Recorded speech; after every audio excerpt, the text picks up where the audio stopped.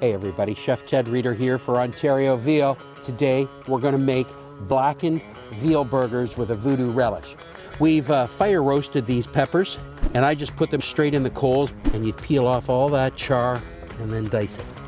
Now we've got these onions, brushed it with a little herb and garlic oil. You need 3 cloves of garlic. You want a little in that sauce. You can use a red finger pot like this, and that can go right down there.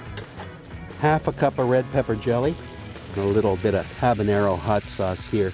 You bring it up to the boil like that, and don't forget a little bit of salt and pepper. You're going to take some Ontario ground veal. The key is keep it ice cold. It comes from the fridge out to your table. Dice some onions, garlic is in, fresh herbs, barbecue seasoning. Mix it well, and you make yourself a little bowl.